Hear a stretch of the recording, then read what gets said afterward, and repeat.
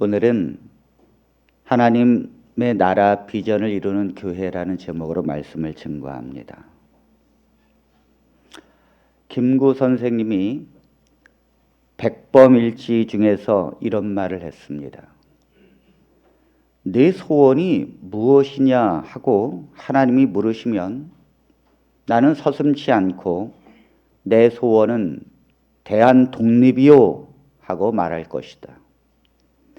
그 다음 소원은 무엇이냐 하고 물으신다면 나는 또 우리나라의 독립이요 할 것이요. 또 그 다음 소원이 무엇이냐 하는 세 번째 물음에도 나는 더욱 소리 높여서 나의 소원은 우리나라 대한의 완전한 자주 독립이요 라고 대답할 것이다. 그렇게 말했습니다. 김구 선생님은 평생 동안에 우리나라의 완전한 자주 독립을 소원하셨고 또 그에 대해서 말하셨으며 평생을 그것을 위해서 사셨습니다. 김구 선생의 이러한 노력과 그를 따르는 사람들에 의해서 우리나라는 결국 1945년 8월 15일에 완전한 자주 독립을 36년 만에 이룬 줄로 믿습니다. 김구 선생님이 이런 소원이 있기에 그는 평생 이런 말을 되풀이했고 또 이런 생각으로 세상을 살았습니다. 사람이 어떤 소원과 비전이 그 사람에게 있다면 그는 행동이나 말에서 언제나 그것을 드러내게 될 것입니다. 사랑하는 성도 여러분, 여러분들은 무슨 꿈을 갖고 사십니까? 여러분들이 사는 이유가 도대체 무엇입니까? 여러분들은 세상에서 어떤 꿈과 비전을 가지고 살고 있습니까? 오늘 우리는 하나님을 믿는 백성으로서 어떤 꿈을 누구에게 물은다면 나는 이것이 나의 꿈입니다라고 말할 수 있는 그것이 무엇입니까? 하나님을 믿는 백성으로서 하나님을 믿는 그리스도인으로서 하나님께서 물으시고 또 세상에 어떤 누군가 물었고 어떤 그리스도인이 묻는다면 내 꿈은 이것이요 라고 말하는 그것이 도대체 무엇입니까? 무엇을 위해서 여러분들은 살고 계십니까? 예수님은 이 땅에 오신 이유가 아버지 하나님의 꿈을 이루기 위해서 오셨습니다. 아버지 하나님의 꿈과 비전을 이 땅에 세우기 위해서 예수 그리스도는 오셨습니다. 그래서 예수님은 사역의 초기부터 과정, 그리고 심지어는 그 마지막 승천하기 전까지 예수님이 말씀하셨던 것은 바로 아버지 하나님의 꿈과 비전이에요. 그것은 예수 그리스도의 꿈과 비전이고 그것을 왜 자꾸 반복하시는가 하면 그것은 하나님의 백성을 통해서 진행되고 있기 때문입니다. 하나님의 꿈은 완성된 것이 아니에요. 하나님의 꿈은 시작되었고 그 꿈은 지금도 진행되고 있는 것입니다. 하나님을 믿는 백성을 통해서 그것은 계속 되어져야 할 줄 믿습니다. 예수님께서 가지고 계신 그 꿈이 뭘까요? 그것은 그분이 어떤 말을 가장 많이 했는가를 보면 알 수 있습니다. 예수님이 가장 처음에 초기 사역에 하신 말씀이 이것입니다. 마가복음 1장 15절. 때가 찼고 하나님 나라가 가까웠으니 회개하고 복음을 믿으라.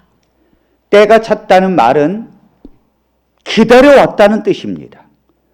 기다려온 순간이 이제 왔다는 것이죠.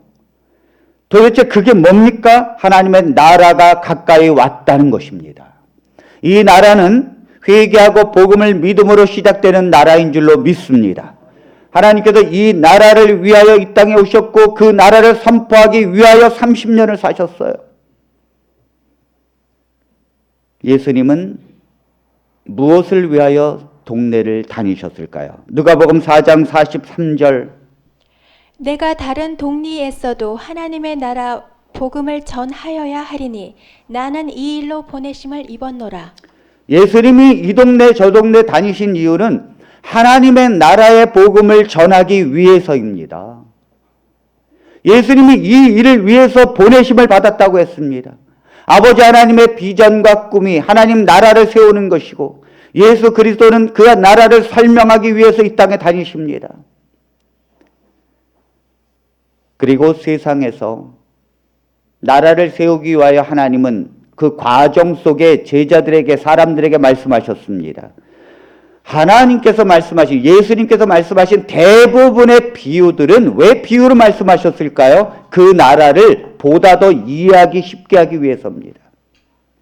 성경에 나와 있는 씨 뿌리는 비유, 겨자씨의 비유, 누룩의 비유, 땅에 감추인 보화의 비유, 진주의 비유, 그물의 비유, 가라지와 알곡의 비유, 왕의 혼인잔치의 비유, 열처녀의 비유, 포도원 품꾼의 비유, 달란트의 비유, 이른 양의 비유, 이른 동전의 비유, 탕자의 비유, 무화과 나무의 비유 같은 것들은 다 한 가지를 말하기 위해서, 그건 바로 하나님의 나라에 관한 것입니다. 도대체 하나님의 나라가 어떤 것입니까? 그걸 설명하기 위해서 비유로 설명하신 것입니다. 그 나라가 무엇인지를 우리에게 각인시켜 주는 거예요. 예수님은 십자가에서 죽으시고 부활하신 뒤에 제자들에게 몇 번 나타나셨는데 그 몇 번 나타날 때 승천하기까지 마지막으로 하신 말씀이 하나님의 나라에 관한 것이었습니다. 사도행전 1장 3절에 있는 말씀. 그가 고난 받으신 후에 또한 그들에게 확실한 많은 증거로 친히 살아계심을 나타내사 40일 동안 그들에게 보이시며 하나님 나라의 일을 말씀하시니라. 주님은 다시 부활하셔서 다시 제자들에게 말합니다. 하나님 나라에 관한 일들. 사람들은 이해하지 못했습니다. 사람들은 메시아를 기다려온 이유가 그렇게 양을 잡고 메시아를 기다려와서 그 예수 그리스도께서 이 땅에 오셔서 다윗과 같은 나라의 강건함을 세우길 원했어요. 이 세상에서 하나님이 다스리는 이 이스라엘이 얼마나 위대한 강대국이 될 것인가. 그래서 이 나라는 얼마나 이 세상에서 빛나는 국민이 될 것인가. 이러한 나라를 간절히 기다려왔습니다. 그러나 하나님이 이 땅에 오셔서 세우고자 하는 것은 그런 나라가 아닙니다. 하나님이 이 땅에 세우고자 한 것은 영적인 나라인 줄로 믿습니다. 하나님의 나라는 육적인 나라가 있고 영적인 나라가 있습니다. 하나님은 이걸 설명하기 위해서 아브라함을 부르셨습니다. 그리고 아브라함에게 내가 내게 지시할 땅으로 가라. 거기에 너의 민족과 나라가 크게 될 것이다. 그래서 아브라함이 갈대아 우르에서 나와서 가나안으로 들어갔습니다. 그러나 그가 결국 다시 가나안을 나와서 이스라엘 백성들이 어디로 들어갑니까? 애굽에 요셉을 따라서 70명이 들어가서 애굽에서 요셉이 죽고 그곳에서 노예로 삽니다. 하나님께서는 너희가 있을 곳은 이곳이 아니니라. 그러면서 모세를 부르시고 다시 출애굽시켜서 그들을 다시 하나님께서 가나안 땅으로 들어가게 하십니다. 여러분, 가나안은 어떤 곳입니까? 가나안은 우상 숭배하는 곳입니다. 가나안은 이방 땅입니다. 가나안은 이방 종교가 있고 거기에는 이방 백성이 존재하고 이방 나라가 존재하는 곳입니다. 그런데 왜 하나님께서 이스라엘 백성들을 그곳에 가서 나라를 세우게 하십니까?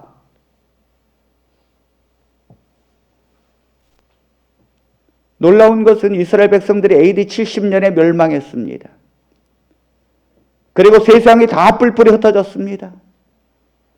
거의 2000년 가까이 이스라엘 백성들은 나라 없이 세상을 살았습니다. 그 팔레스타인은 이미 다른 나라 사람들이 2000년 동안 지배하고 이미 나라가 바뀌고 땅이 바뀌어버렸어요. 그런데 하나님께서 이스라엘 백성들의 마음을 모으십니다. 그리고 그들이 1948년에 다시 이스라엘 땅으로 돌아가서 그곳에 다시 나라를 세우십니다. 여러분, 불가능한 일이죠. 어떻게 이스라엘 백성들이 뿔뿔이 흩어졌던 사람들이 모여가지고 이것이 내 땅이다 하면서 전쟁을 일으켜서 승리할 수 있겠습니까? 누가 봐도 중동의 사람들을 이길 수 없다라고 말했습니다. 그러나 이스라엘 백성들은 말하기를 우리에게는 보이지 아니하는 무기, 감춰진 무기가 있다. 사람들은 그것이 뭔지 몰랐어요. 핵무기가 있을까? 그런데 그들이 보이지 않는 무기는 바로 하나님에 대한 믿음이었습니다. 하나님께서 우리를 곧도로 돌아가게 하신다고 약속하셨다. 하나님께서 우리를 다시 이곳에 불러주신다고 약속했다. 그러므로 믿음으로 나아갈 때 하나님께서 그것을 이루실 줄로 믿었습니다. 기적 같은 놀라운 역사가 일어났죠. 왜 하나님은 이스라엘 백성들은 노예로 부르셔서 가나안을 들어가게 하십니까? 왜 이스라엘 백성들을 2000년 동안 떨어진 가운데서 다시 그들을 불러서 그 이스라엘 땅으로 들어가게 하십니까? 하나님은 우리에게 보여주고자 한 것이 있어요.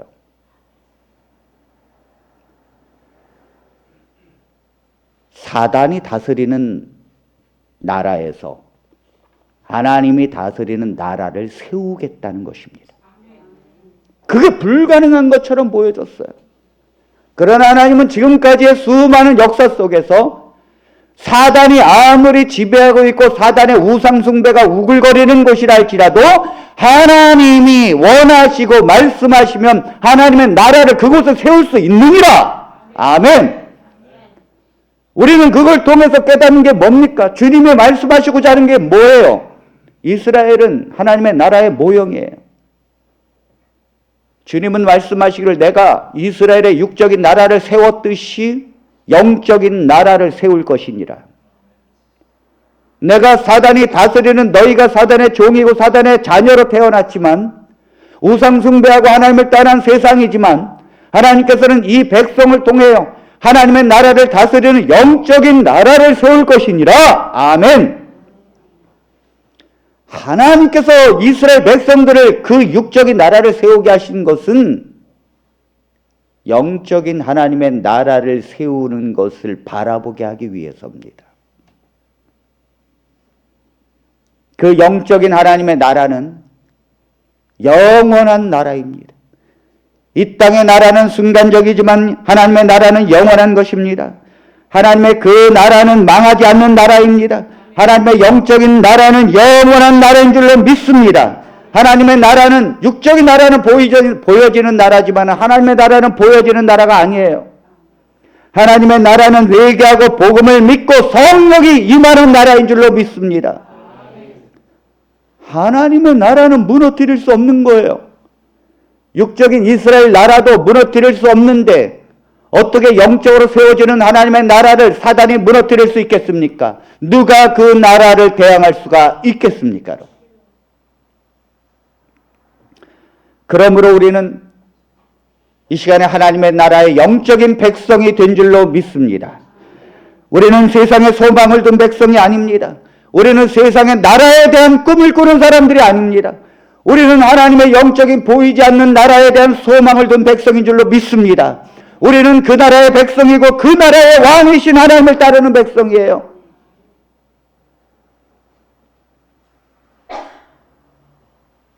우리는 세상에서 보여지지 않는 하나님의 나라를 건설하고자 부르신 하나님의 백성인 줄로 믿습니다. 우리 교회는 그것을 위해서 하나님께서 세우신 것입니다. 우리의 사명을 바로 알게 되면 세상에서 흔들리지 않게 됩니다. 낙심하지 않게 됩니다. 세상에서 매여 살지 않게 됩니다. 하나님이 이러한 세상을 이 땅에 세우시려면 먼저 이 세상을 다스리고 있는 사단을 무너뜨려야 합니다. 사단의 권세를 묶으셔야 합니다. 그래야 이 땅에서 영적인 나라를 세울 수 있는 것입니다. 예수님께서 죄값을 치르고 그 십자가에서 돌아가신 것은 세상의 권세자인 사단을 이기시고 하나님 나라의 깃발을 꽂으신 것입니다. 마태복음 12장 28절로 29절에 있는 말씀입니다. 그러나 내가 하나님의 성령을 힘입어 귀신을 쫓아내는 것이면 하나님의 나라가 이미 너희에게 임하였느니라. 사람이 먼저 강한 자를 결박하지 않고서야 어떻게 그 강한 자의 집에 들어가 그 세간을 강탈하겠느냐. 결박한 후에야 그 집을 강탈하리라. 아멘. 우리가 말씀을 딱 읽으면 여러분들이 아멘 하시길 바랍니다. 옛날에는 전투를 하면 장수가 부하들을 데리고 오고 또 이쪽 편에도 장수가 부하들을 데리고 옵니다. 그 전투를 하기 전에 먼저 장수들끼리 싸웁니다.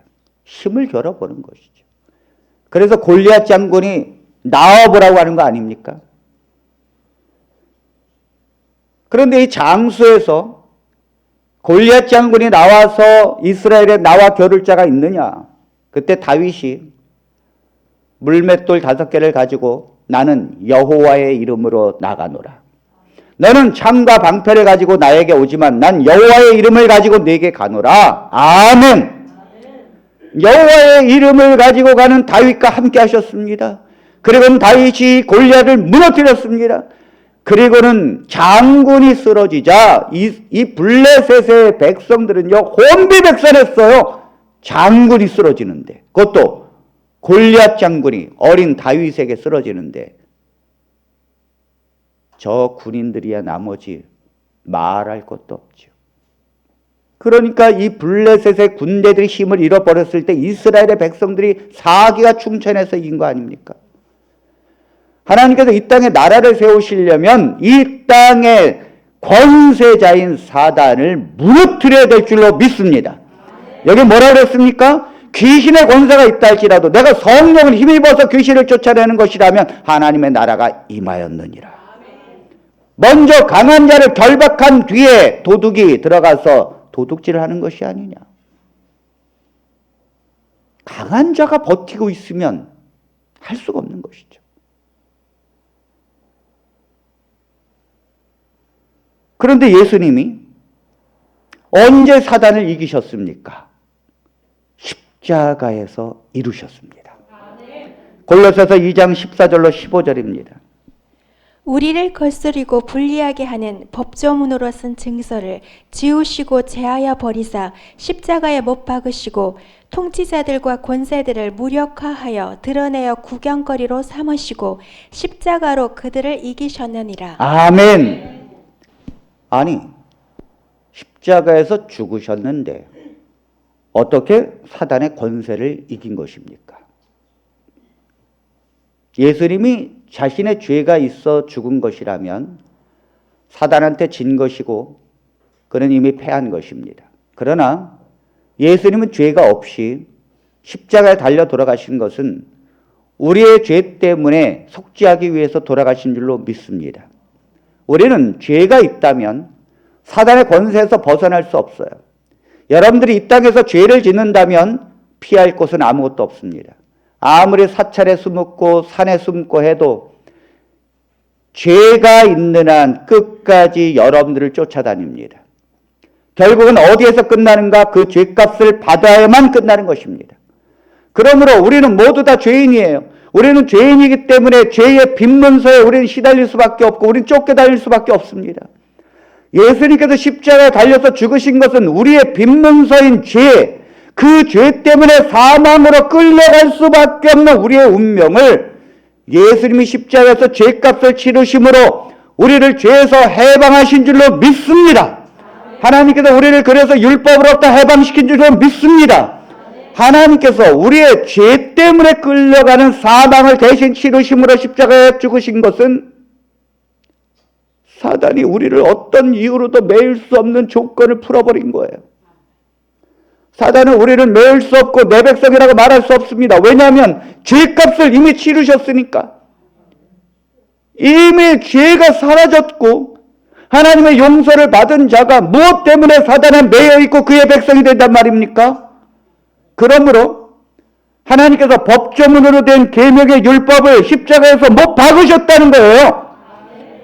우리를 법조문으로 죄가 있다라고 말하는 율법을 십자가에서 깨끗이 지워버렸다는 거예요. 나를 정죄할 법조문이 없는데 누가 우리를 정죄할 수 있겠습니까? 그러므로 통치자들과 권세자들을 무력화하여 왜입니까? 여러분, 이 가끔 보면 경찰이 사이렌을 울리고 팍 가는데 경찰차가 한 대 가는 게 아니라 막 10대 차가 가는 걸 보니 굉장한 사건이 난 게 틀림없습니다. 사이렌을 울리면서 경찰차가 열 대가 막 가는데 경찰들이 내려서 나름대로 권총을 갖고 방망이를 잡고 내려가지고 그 한 집을 들어갔더니 사람을 죽이고 파렴치한 죄인이 있는 게 아니라 사람을 살린 사람이 그곳에 있었어요. 알고 보니까 그 사람은 영웅입니다. 그러니까 그 경찰이 10대나 차를 타고 와서 권총을 갖고 왔는데 무력화된 거예요. 잡을 사람이 있어야죠. 뭐 죄 있는 사람이 있어야죠. 그러니까 그 10대가 와가지고는 그대로 수갑을 갖고 왔는데 채울 사람이 없으니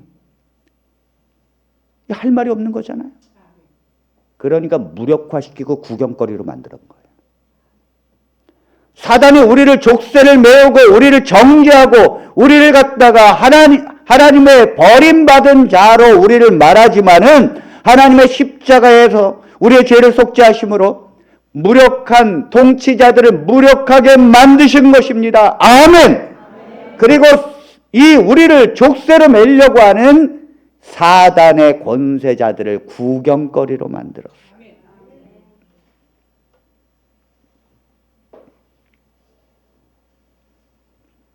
그러므로 이 복음을 믿는 하나님의 백성들은 하나님의 나라로 옮겨진 줄로 믿습니다.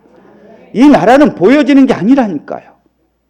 이 나라는 사단의 권세에 놓여있던 자가 십자가의 복음을 믿고 하나님이 다스리는 나라로 옮겨진 줄 믿습니다. 그러므로 우리는 이 나라가 확장되어야 합니다. 이것이 예수 그리스도의 꿈이었어요. 아버지 하나님께서 이 땅에서 이루시려고 하는 그 꿈은 이 땅에서 그 나라가 임하는 것, 뜻이 안에서 이루어진 것처럼 이 땅에서도 이루어지는 것. 그래서 이 사단의 노예 속에서 살고 있는 이 사단의 나라에 하나님이 깃발을 꽂으시고 하나님이 보이지 않는 나라를 세우시고 하나님이 통치하는 나라, 하나님을 믿는 나라, 영원한 나라, 구원의 나라, 생명 있는 나라, 그 나라에 하나님의 백성을 초청하는 것입니다. 그 나라는 확장되어야 합니다. 그 나라는 번져가야 합니다. 그 나라는 아무도 막을 수 없는 나라예요. 이걸 설명하기 위해서 하나님은 겨자씨의 비유를 든 것입니다. 마가복음 4장 30절로 32절. 또 가라사대 우리가 하나님의 나라를 어떻게 비하며 또 무슨 비유로 나타낼꼬 겨자씨 한 알과 같으니 땅에 심길 때에는 땅 위의 모든 씨보다 작은 것이로되 심긴 후에는 자라서 모든 나물보다 커지며 큰 가지를 내니 공중의 새들이 그 그늘에 깃들일 만큼 되느니라. 아하, 하나님의 나라를 무엇으로 비유해서 설명할까? 그래서 예수님께서 겨자씨, 제가 오늘 설교 준비를 다 마치고 책상을 막 뒤졌어요. 그 겨자씨를 찾고 있던 거거든요. 제가 요만한 병에, 유리병에 겨자씨를 내가 분명히 그 책상 어딘가 놨는데 제가 여보 겨자씨 못 봤냐, 겨자씨. 오늘 겨자씨 들면서 내가 말해야 되는데. 근데 이놈의 겨자씨가 하도 작아가지고 보이지도 않아. 그게 이 깨, 보통 이제 이 참깨의 한 10분의 1 정도 됩니다. 제가 여기서 만약 이렇게 유리병이 있어도 보이지도 않아요. 그런 작은 겨자씨를 할지라도 심으면 큰 나무가 된다는 것이죠. 물론 이 나무는 느티나무처럼 큰 나무는 아니에요. 그러나 씨에 비해서 크다는 거예요. 하나님의 나라가 뭘까? 하나님의 나라는 겨자씨처럼 작지만 결국은 커져 새들이 깃드는 나라가 된다는 거지요. 하나님의 나라는 그래서 확장되어지는 나라라는 거예요. 하나님의 나라는 멈출 수 없는 나라, 하나님의 나라는 그리스도께서 십자가에서 죽으심으로 세상의 깃발을 꽂음으로 시작되는 나라지만은 그 나라의 복음을 믿는 백성들이 퍼지는 나라. 그러므로 사람들은 사자굴에 들어가고 화형대에서 순교를 당해서도 하나님의 나라를 포기하지 않았어요. 사단은 사람을 사자밥이 되고 화형대 위에서 타 죽게 하면 사람들이 겁을 먹고 하나님의 복음을 믿지 않을 것이다. 그런데 웬일입니까? 사람들은 그걸 바라보면서 확신을 얻었어, 오히려. 왜? 도대체 저렇게 사자밥이 되었고 화영대 위에서도 두려워하지 않고 찬양을 부르며 기도하면서 죽는 이유가 뭐냐? 도대체 무엇이 저들로 하여금 죽음을 두려워하지 않게 하는가? 그건 진리가 아니면 불가능하다는 거죠. 그건 하나님의 역사심이 아니면 불가능하다는 거예요. 그걸 보면서 사람들은 확신을 얻게 된 거죠. 더 불타는 하나님에 대한 믿음을 갖게 된 것입니다. 무너뜨릴 수 없는 나라. 네로 황제가 아무리 핍박해도 이스라엘 백성들은, 초대교회 성도들은 지하 동굴에 들어가서, 무덤에 들어가서 몇백 년을 살았습니다. 그 군인들이 죽이려고 들어오면 미로가 돼가지고 그 4km, 8km 미로처럼 되는데, 그 길을 잃어버리고 탈진해서 쓰러지면 그리스도인들이 그 사람들에게 물을 먹이고 양식을 주고 살립니다. 당신은 왜 내가 당신들을 죽이러 왔는데 당신들은 왜 나를 살리느냐고. 복음 때문입니다. 복음 때문에. 그래서 그리스도의 복음을 가르쳐주면 이 군인들이 나와가지고 전도를 해. 내가 그곳에 가서 죽을 뻔했는데, 세상에 어떻게 그들을 죽이러 갔는데 나를 살리고 나를 바깥으로 인도를 해느냐. 하나님의 나라는 막으려고 해도 안 되는 거예요. 막으려고 아무리 해도 하나님의 나라는 더 크게. 여러분, 북한 같은 나라는요, 하나님을 믿으면 아우지 탕망에서 평생 보내야 되는데도, 그런데도 그 지하 교회에서 숨어서 성경을 본다니까요.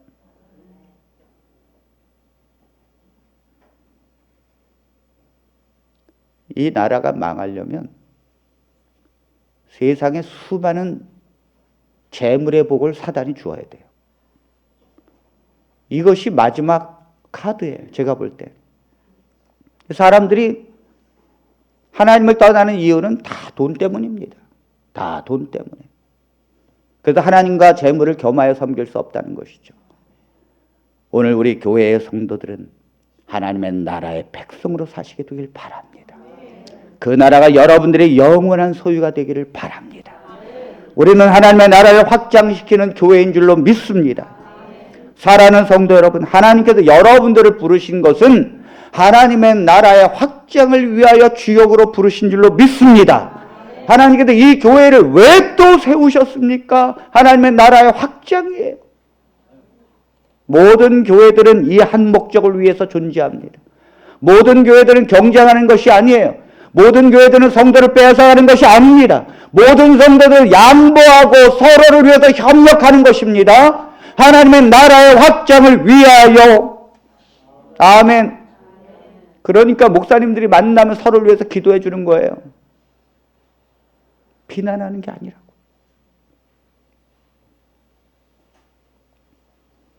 어떤 나라가 하나님의 나라를 확장시키는 교회입니까?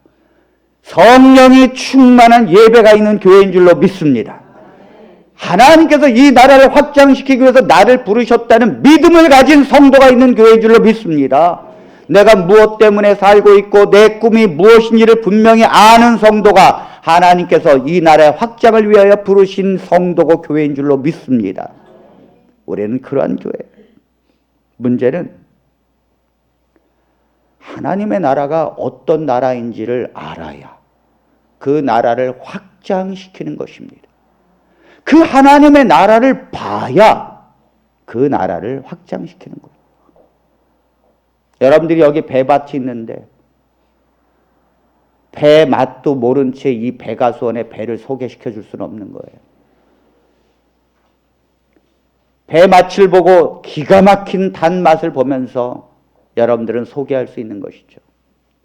하나님의 나라가 무엇이고 그 나라를 볼 수 있어야 되고 그 나라에 들어간 자가 하나님의 나라를 초청하는 거예요. 어떻게 하나님의 나라를 우리가 볼 수 있겠습니까? 요한복음 3장 3절입니다. 예수께서 대답하여 이르시되 진실로 진실로 내게 이르노니 사람이 거듭나지 아니하면 하나님의 나라를 볼 수 없느니라. 이건 니고데모에게 하신 말씀입니다. 니고데모는 신학자였고 바리새인이었고 선생이었어요. 성경을 가리키는 선생이었는데 하나님의 나라를 볼 수 없는 소경이었습니다. 여러분, 육적인 눈으로 볼 수는 없지만 영적인 심령으로 볼 수 있는 것이 하나님의 나라예요. 육적인 사람이 다시 영적으로 태어나야만 볼 수 있는 것이 하나님의 나라입니다. 이 말씀은요, 우리가 저 하늘나라에 간다는 말은 아니에요. 우리가 성령으로 거듭나야 하나님의 나라를 볼 수 있다는 말은 예수님이 누가복음 17장에서 말씀하셨습니다. 하나님의 나라는 여기 있다 저기 있다고도 못하리니 하나님의 나라는 너희 안에 있느니라. 우리 심령에서 이루어지는 나라, 내 마음의 깊은 심령에서 그 나라가 세워지는 나라입니다. 그러므로 우리 안에서 존재하고 우리의 심령이 변화되어야만 볼 수 있는 나라, 육적인 눈으로 보는 것이 아니라 영적인 심령으로만 볼 수 있는 나라, 그것이 하나님의 나라예요. 니고데모는 말씀을 그렇게 볼 수 없었어요. 니고데모는 성경을 가리키고 율법을 가리켰습니다. 그러나 그는 하나님의 나라를 결코 볼 수 없었습니다. 그 나라는 그렇게 보여지는 것이 아니에요. 성령의 충만함으로 거듭나야 보여지는 나라인 줄로 믿습니다. 우리 신 목사님이 이런 말씀을 하셔요. 성령의 충만함으로 눈물을 흘리고 나더니 세상이 하얗게 보였다. 제가 그 마음에 충분히 동감합니다. 제가 성령을 달라고 제가 왜 목회를 하면서 성령을 부어달라고 기도했는데 제 눈에 안 보였거든요. 제 눈에 하나님의 나라가 안 보였어요. 하나님의 나라가 안 보였으니까 저도 살려고 돈을 모으고, 저도 노후 준비하고, 돈 없으면 걱정하고 스트레스 받고 성도들에게 화를 내고 그랬죠. 하나님의 나라가 안 보였다니까요.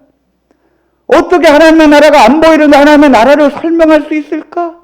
거의 불가능했어요. 배가 어떻게 노란색이고 무게가 어떻고 언제 나는 과일인 걸 설명할 수 있겠는데 그 맛이 뭔지를 모르는 거예요.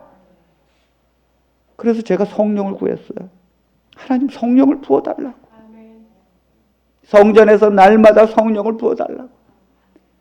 그렇게 매달려서 성령이 임하자 폭포수 같은 눈물이 흘리고 한 달 동안 정말 눈물 흘리면서 운전도 못하고 설교도 못하고 엉엉 울었습니다. 엉엉. 세상에 눈을 떴는데 참 이상하죠. 세상이 보여지는 건 똑같은데 달라 보였어요. 마음에서 심령이 변화되니까 세상이 사랑으로 보였어요. 내가 얼마나 죄인 덩어리라는 걸 깨닫고는 펑펑 울었습니다. 이 죄인 덩어리인 나에게 어떻게 하나님이 들어오셨냐고. 그리고는 하나님의 나라가 보여졌어요. 그 나라는 깨끗하고 순결한 나라. 그 나라는 용서가 무한대로 이루어지는 나라. 그 나라는 사랑으로 가는 나라. 그 나라는 욕심이 없고 그 나라는 기쁨이 넘치는 나라가 이 안에서부터 오는데 그게 보여지는 거예요.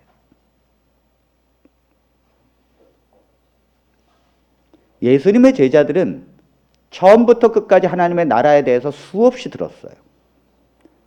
그런데도 왜 예수님께서 승천하시기 전까지 그 나라의 말씀을 하시는가 못 알아들었거든요. 하나님의 나라가 뭔지를 모르거든요.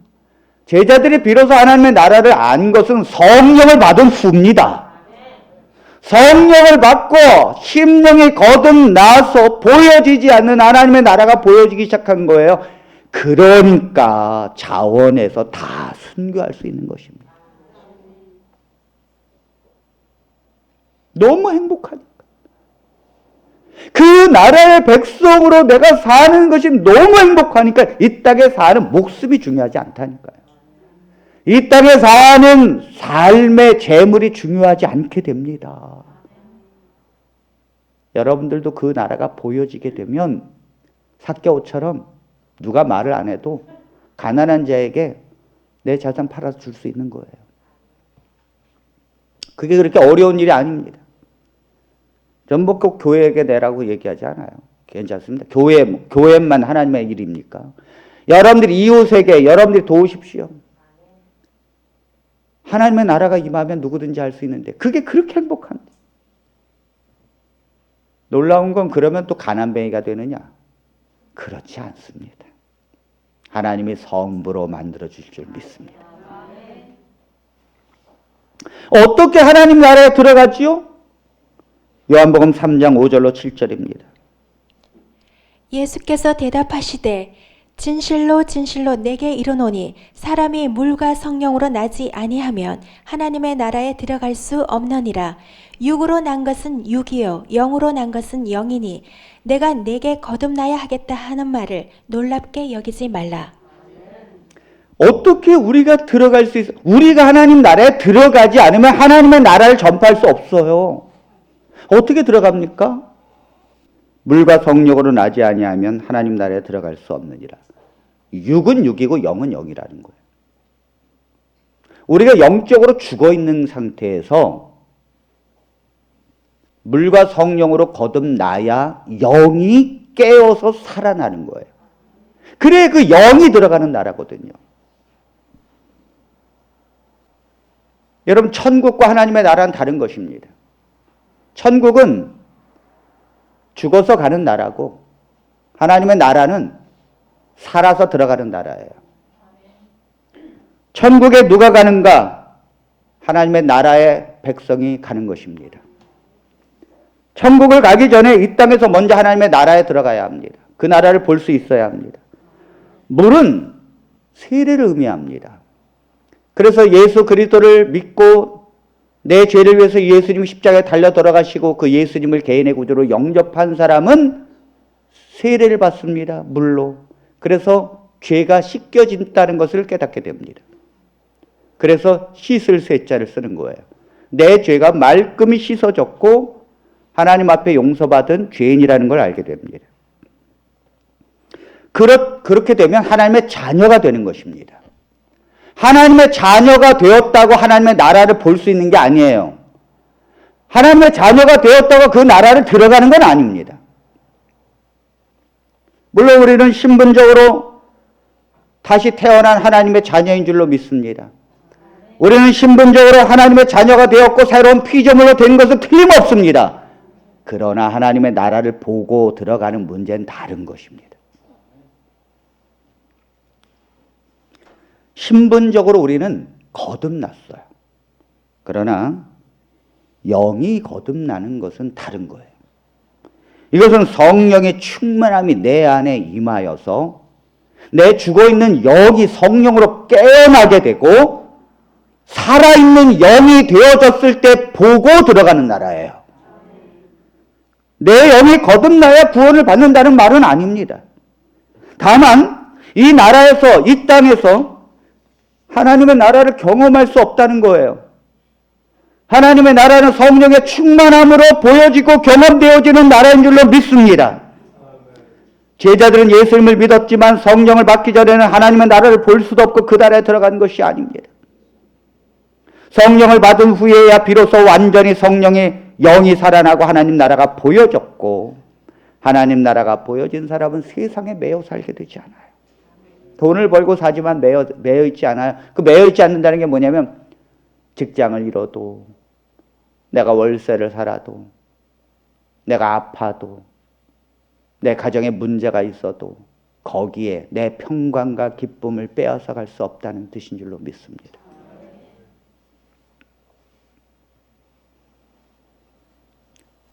사도 바울은 죽으나 사나 나에게는 의미가 없다는 거예요. 하나님의 나라를 보고 들어간 자는 죽는 것과 사는 것에 의미가 없어요. 오늘날 성도들이 하나님의 나라의 문턱에만 있어요.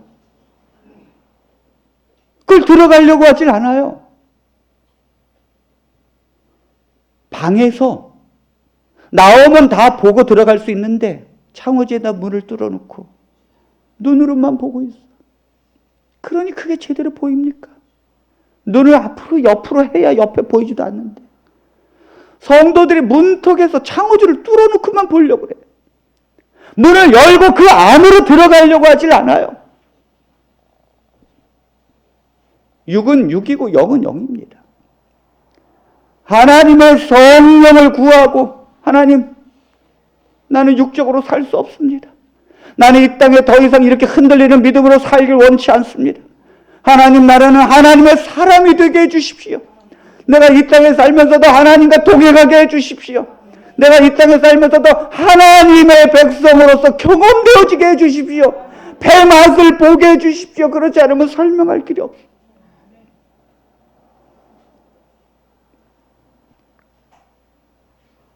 하나님의 나라는 하나님이 허락해야 볼 수 있는 거예요. 하나님이 허락해야 들어갈 수 있는 나라예요. 이 안에 성도가 있다 할지라도 그걸 본 자가 있고 보지 못한 성도가 있습니다. 본 자들은 본 자들끼리 말합니다. 그래야 통해요. 보지 못한 자들은 그게 감이 안 오는 거예요. 감이 안 오는 거예요. 그 하나님의 나라를 보지 않고 아직 경험되어지지 않은 성도는요, 목사님이 말씀을 하셔도 아유 저게 현실적으로 지금 나에게 뭔 의미가 있어. 복을 받는 얘기 좀 하지. 저 말씀이 지금 이 가슴에 와닿지 않는 거예요. 그러나 하나님의 나라를 본 자와 그걸 들어간 자는요, 지금 제가 무슨 말을 하는지 금방 알아요.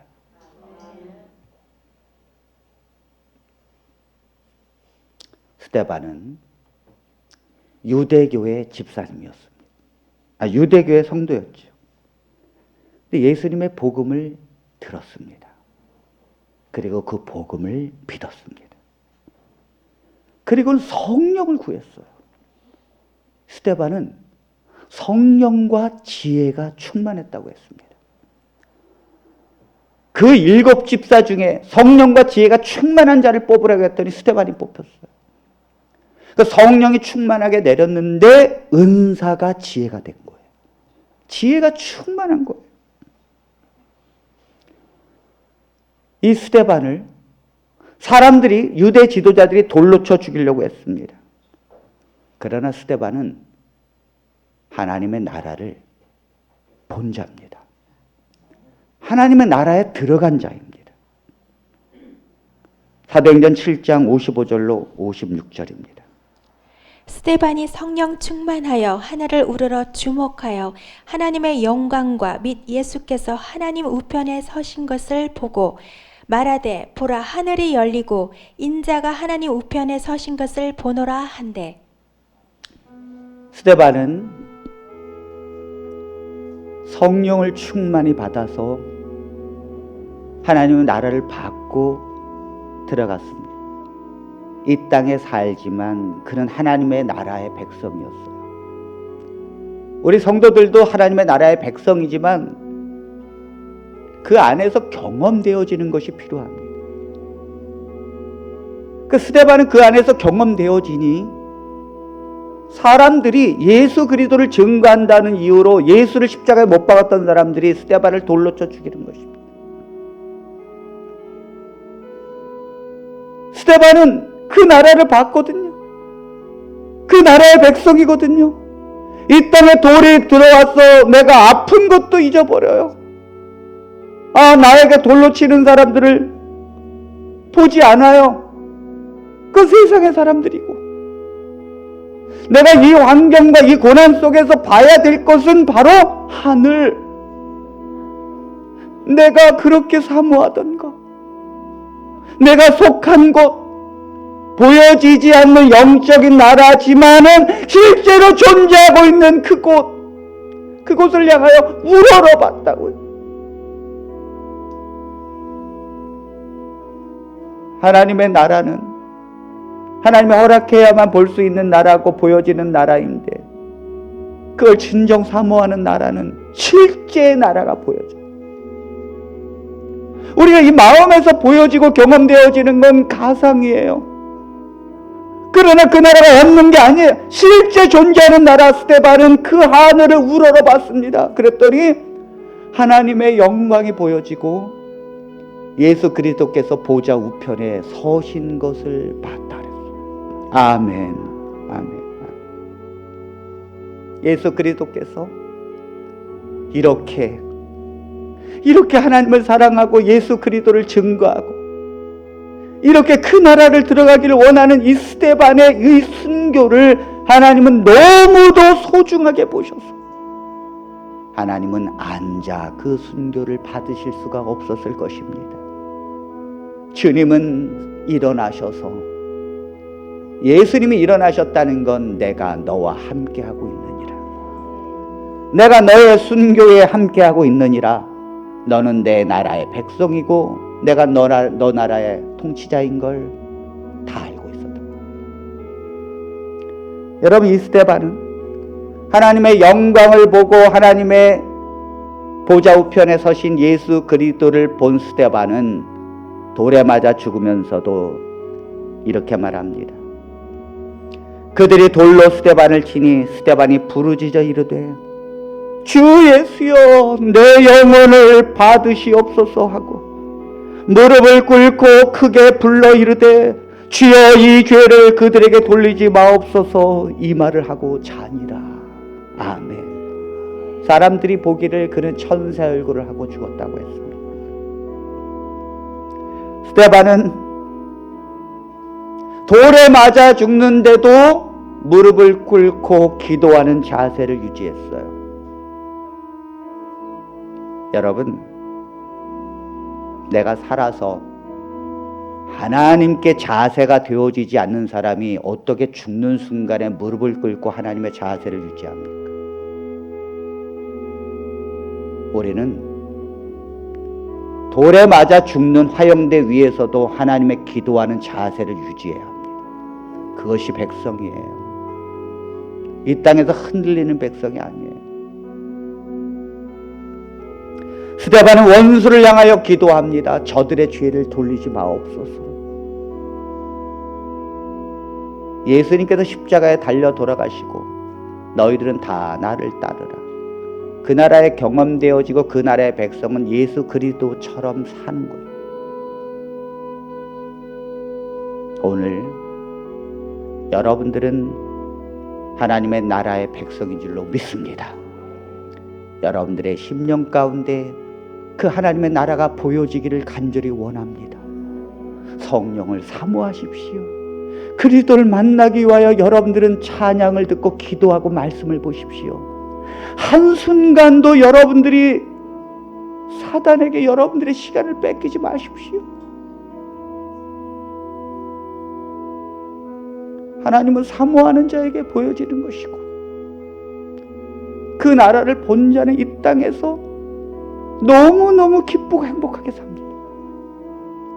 그러한 모든 축복이 우리 성도들에게 임하게 되기를 바랍니다. 우리 모든 성도들에게 그 나라가 충만히 임하기를 원합니다. 우리 함께 기도하겠습니다.